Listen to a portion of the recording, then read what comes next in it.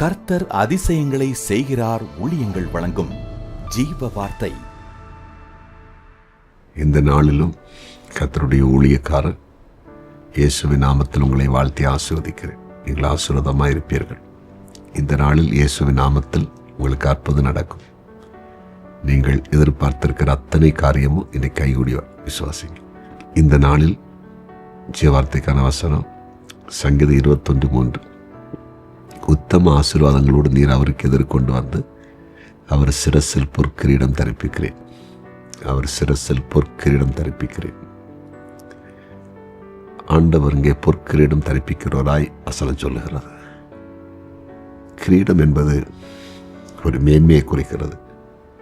கிரீடம் என்பது ஒரு உயர்வை குறிக்கிறது.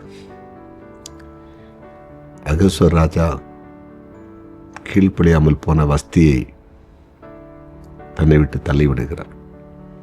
அதற்கு பதிலாக எஸ்தரை தெரிந்து கொள்ளுகிறார்.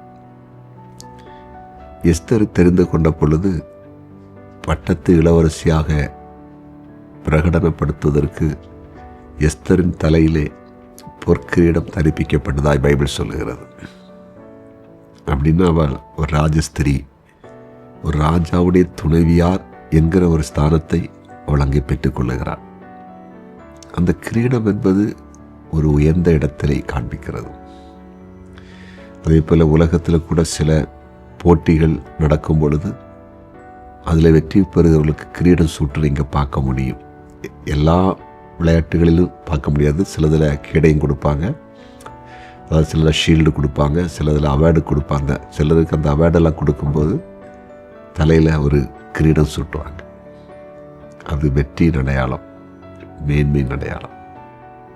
இன்றைக்கு ஆண்டவர் உங்களோடு கூட பேசுகிறார். உங்கள் தலையிலையும் பொற்கிரீடம் தரிப்பிக்கிறது. ஒரு மேன்மை உண்டாகிறது. உயர்ந்த இடத்துக்கு நீங்கள் வர்றீங்க. கர்த்தர் உயர்த்துறார். ஏசப்பா உயர்த்துறார். யோசேப்பை எகிப்து தேசத்தில் அதிகாரியாய் பார்வோன் வைத்த பொழுது தன் கையில் இருந்த முத்திரை மோதிரத்தை கலத்தி அவன் கையிலே போட்டான். அது ஒரு அதிகாரத்தை கொடுத்தது. அது ஒரு மேன்மை. ராஜாவுடைய கையில் இருந்த மோதிரம் யோசேப்பு கையில் எப்போ வந்துச்சோ யோசேப்பின் தலை உயர்த்தப்பட்டது. நம்ம ஆண்டவர் அப்படிப்பட்ட வல்லமையுள்ள தேவன்.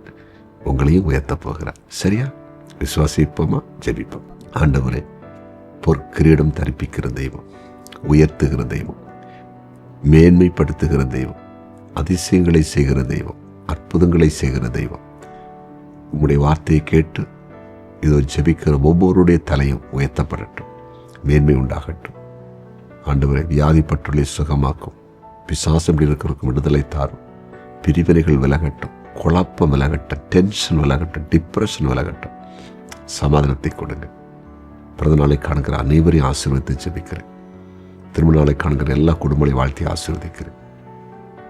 கர்த்தர் ஊழிய செய்த தேவ பிள்ளைகளை ஆசீர்வதிக்கிறேன். சிறு பிள்ளைகளை ஆசீர்வதிக்கிறேன். வாலிப பிள்ளைகளை ஆசீர்வதிக்கிறேன். முதியோர்களை இயேசு நாமத்தில் ஆசீர்வதிக்கிறேன். எல்லாரும் ஆசீர்வாதமாக இருக்கட்டும். ஜெபத்தை கேட்டீர்கள். இயேசுவின் நாமத்தில் பிதாவே, ஆமென்.